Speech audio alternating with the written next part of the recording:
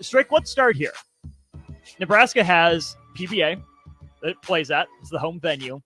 Also has the Hendricks practice facility.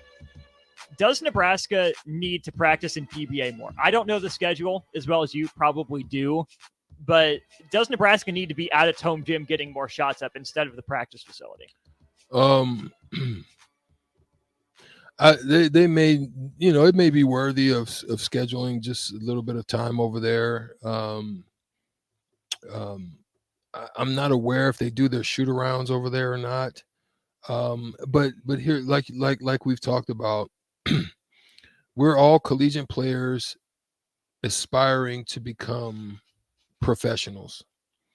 You've got a rim, whether you go on the road, whatever the case may be, same height, same distance. It's all the same. The lighting may be different, something like that. I mean, it could help, but look, you gotta just step up and stroke balls. I think probably what's most disappointing for me is that when you get, even right now, like if I was to go out warmed up, got some time with open looks, I can still hit 7, 8 out of 10 from 3. 7 definitely still from pro. Like I haven't shot in months and I could still do that. Right. So I'm thinking about it like these young, okay, another example. I used to tell when I was coaching at Bellevue West, I was coaching at college at New Mexico Highlands, and they used to think I was crazy, the players. And I tell them, you guys don't really shoot. I said, I said, I can outshoot any of you right here, right now, and just give me a few minutes to warm up. And every time I'd beat them. There's a couple people that came close, but they're not really shooters. I really don't know how much time that is really put in on shooting. Like, I'm telling you, man, it was before, it was after. I never started at the 3-point. That's one of the things I see with young players too. I never came into the gym and started at the 3-point line. It was always under the basket, work out with some dribbles, and then I get to 3. And then I found a rhythm, hit some free throws. Now I've got a rhythm, and then we're able to go. I just don't really know how much real time that they're putting in shooting. Yeah, they may do some shooting drills after, but man, I'm telling you, with Hubert Davis and Reggie, I got to watch those guys who were pure shooters, and I said, yeah, I want to be where you guys are at. Because there's a difference between getting shots up and working on shooting. Exactly. Right? Exactly. What is that difference? It's one, it's doing it when you're tired. Because when you don't want, like, it's easy to come in there and fresh and, get it up, get it in. It's when you're tired. That's when you're stressing yourself, and you're still doing some conditioning after the conditioning. Like this team is going to be tired, down to 8 guys. You see what I'm saying? It's understanding those dynamics and understanding that that's going to happen in a game. It's simulating really what the game is after the game, right? Or after the practice. And so that's what I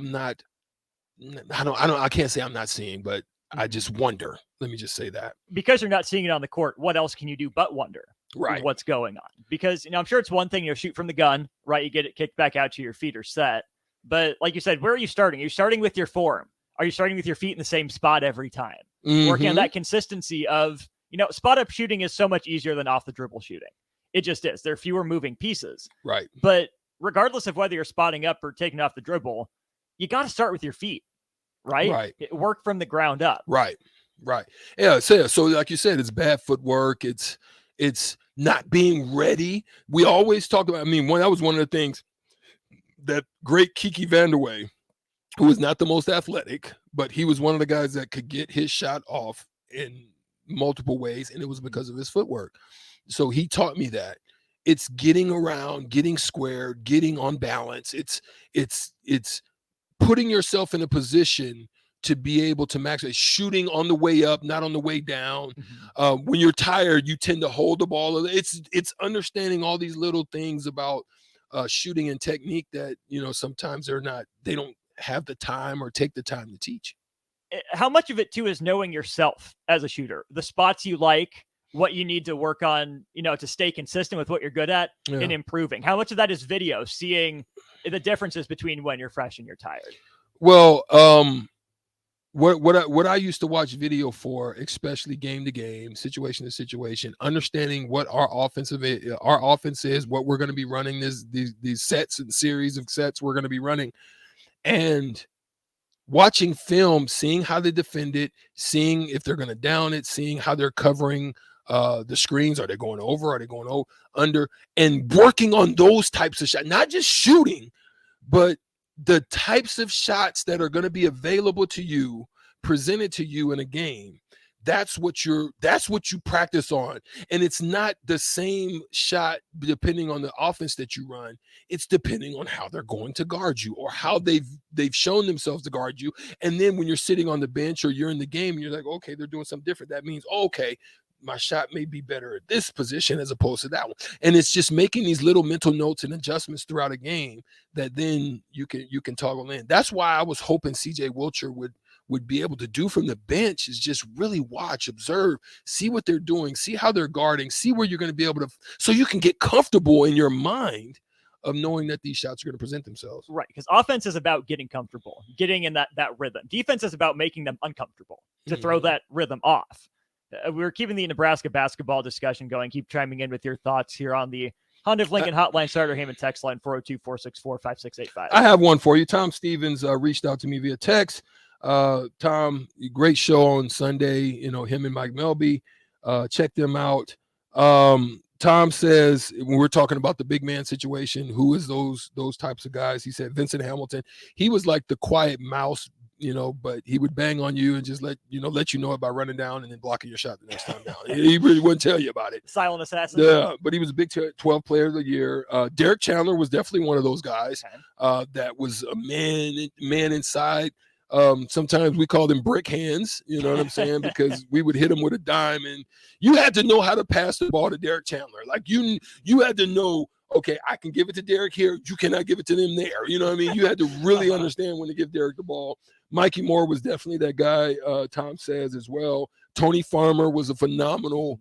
I wish we could have kept him. He didn't leave. And then Dave Hoppin. I don't know about Rich King. Rich was still a little, soft as cottonelle at times to me, but Dave definitely that. And then Alex Marich was one that was pretty strong. Yep, we had a texter say Alex Marich as well. Definitely offensively. I don't know enough about him defensively, but yeah, if you can put up 40 points as a back-to-the-basket post player, you got to be good at what you do. Someone said Ed Morrow Jr. was a dog. Sure. Solid player. Another guy that I think could have had a role at Nebraska. Here's a wild card pick for you, Strick. Didn't have a fantastic Nebraska career. Not going to get a lot of headlines because of the teams he played on. Dubio KK. Oh, wow. Built like, a brick outhouse. Yeah. He would foul, 20 times a game. Lucky to get called for 4 or 5 a game. Lob threat. Rim deterrent. You brought that out the woodworks. Okay, I see you. That's a template of a guy I'd like to see more of. If you could refine someone like that, I think there was a workable player there. Yeah. I mean, guys like Shibwe, guys like I'm trying to think. Those guys are still valuable. They have to be. Like to me, Mikey Moore was like Tyson Chandler. Just wiry. There's still room for guys like that this is what they do, specialty. Martin. Gosh darn it. His son plays right now. Help me. Sorry, him and text line. Caleb and Cody Martin's dad? No. Kenyon Martin. Kenyon Martin. Okay. Kenyon Martin. KJ. There's still room for guys like Kenyon Martin. DePriest was a silent assassin. DePriest, Willie in the text line, DePriest would get you on the box and work you out with that big butt. DePriest was like Mark Aguirre. He get you down there and he hit you with that big butt and he spin on you and drop you off. He wasn't really going to elevate and drop you off. He would hit the long arms. He could reach dunk it, but he wasn't no high flying, just going to bang on you like that. But yeah, he was like that. I love DePriest Owens. Shout out DP. Dio. I say Craig on the text line has this to say too. In this day of NIL, Nebraska either cares about basketball or not. We got to pick one. Cut and dry, buy a big man, cough up $500K in a house for his family. If you pay, they'll come. Maybe. Yeah, I think I really do think Fred is really trying to up the stakes in the ante and the NIL department. I've talked to him on multiple occasions in the off season, and he's hitting the road. He's out there trying to really get guys to buy in. I don't know the success that he's having, but yeah, I know he's trying. I can't say that. Justin says Terrence Badgett, guy you talked about, and then another vote for Benson Hamilton. Listen, Badge was out of position pretty much his whole time. Badge should have been playing the 3 position. If we could have kept, shout out, and that's one of my close friends, even to this day, we still hang. If they could have kept Badge at what the threat that he was, like Badge can go coast to coast, Badge could handle, Badge could shoot. He was one of the most versatile guys at his size. And then they turned him into like a 4 and kind of beefed him up and took away some of the things that he was strong at. And I think that was a disservice to him. He sounds like a pretty prototypical 3 like we see nowadays. Yeah. Bruce Chubbuck was definitely that. Bruce was one of the hardest nosed guys that was ever to come through here. He was undersized, played above the rim. Bruce had that good mid-ranger. Bruce is kind of the Bruce to me is what I would have hoped Derek Walker would have been. Because Bruce can step out about 15, 18, stroke you, take you inside, drop you off.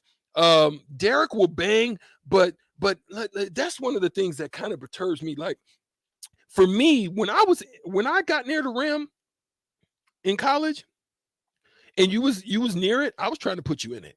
Mm-hmm. Other than Denham Dawson on this team, I don't know who that is. I don't know who that is.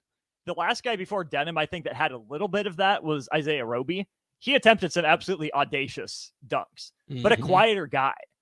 Who's the guy for Nebraska moving forward that's that vocal leader, right? Because this team, I don't want to say they're dead or they're flat. There's just not always that juice, that spark. The only one that's that is Keisei Tamanaga. He tries to do it. Is that who he is, or do you think he's I think that's who he is, but it comes across as over trying. I think Bandemill was, just the struggles probably caused a little bit more frustration with him and his mindset, but I think he definitely was trying to become that. They need to find it. They need somebody. Like for me, I was a vocal leader, as well as there's 2 different types. There's a vocal, and then there's a person that does it by way of play. I was vocal, Pikowski was play, right? But I was also both. I was a combination. Jamar Johnson was vocal. Who else? TB was vocal. Jerron Boone was quiet.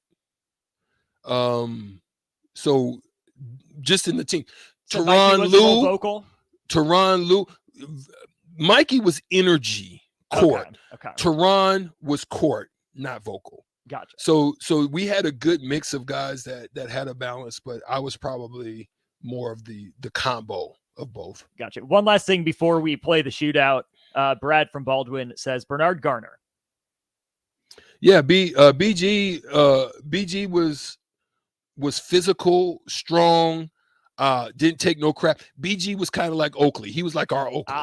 BG was like our Oakley. Like he didn't take no crap. He didn't let nobody, we all kind of defended each other, but BG was the one that would really come to your defense if somebody tried to, do something shady in the paint or something like that. BG was that guy.